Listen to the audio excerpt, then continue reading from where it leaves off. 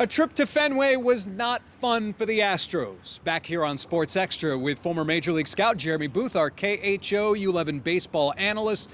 Jeremy, what did you see from these Astros following a 3-game sweep at the hands of the Red Sox? You know, it's a little more of a trend, continuation of a trend, that is, of what we've seen from them the last few weeks. It's a little bit flat.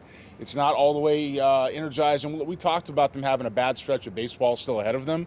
I hope this is it. Well, injuries certainly play a major role in all of that. And I asked Joe Espada after the game about the energy or juice and if that had anything to do with any of this. No. Nothing to do with energy. We just better. We better than that. You know, we focus on always doing the small things really well, and we are a team that are known for doing that, and that was just not the case.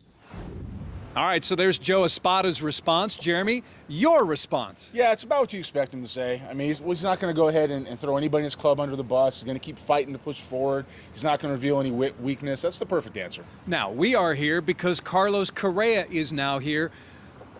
The common perception of Carlos Correa at this point is that he is not the player he once was.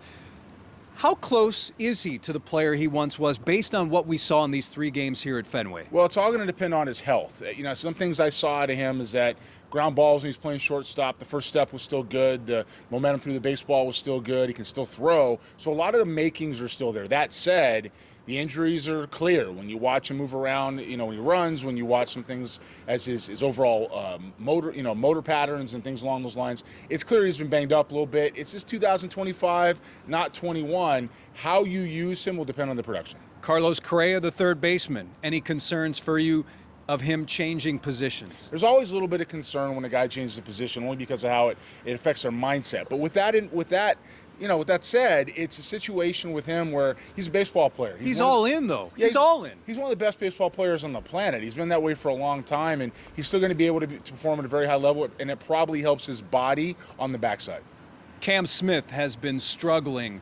It's possible that he has hit that rookie wall. What is the best course of action moving forward with this very talented but young right fielder? Well, you know, when we started the year, we said about 250 and about 15 would be a great year. You know, and he's kind of trending in that way, maybe a little bit less, 12 home runs. That's still a really good year for somebody who's never really played any professional baseball. With that in mind, it's a long season for him. You got to start platooning him a little bit, maybe give him some days off, rotating him through, keeping him on the field to keep him fresh, but using your options to give him some breaks. Now let's play fill in the blank, Jeremy.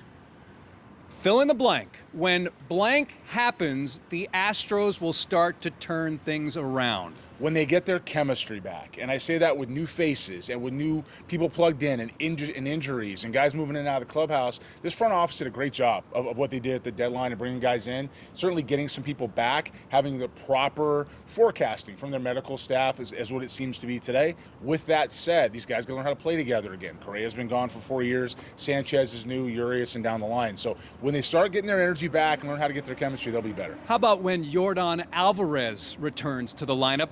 The Astros say he is getting better with his hitting. He's doing some coaches BP down in West Palm Beach. But how about when Yordan Alvarez returns? Things could turn around. Well, they got to turn around when he shows up. My question with Yordan Alvarez coming back to this lineup is, what's the production like once he's here? There have been times when he's been left alone to carry it, and there's been other times when the Cubs play better with him out of it. So if they can find a way to put it together like they have in past years, where they're clicking on all cylinders, and Altuve's and Peñas, and now, of course, the Correas, the Walkers, it's a formidable lineup, man, when you go up and down 1-9. They just got to be able to click. So when he's here, yeah, it's a shot in the arm, but what they do with that's going to be entirely up to them. How will this lineup look 1 through 9? If I gotta name it off, I know Altuve doesn't want to hit leadoff, but Peña's leading off. Yeah, I would still put Altuve 1 in my lineup, Peña 2. That said, Peña 1, Altuve 2, Alvarez 3, Correa 4, Walker 5, and then I think it kind of comes together with matchups and how you're going to put people together depending on who's playing the outfield and what from there that forward. Those are your first 5. All right.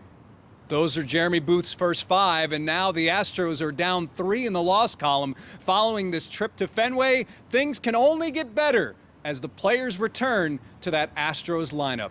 That's the story here at Fenway. Let's send it back to you.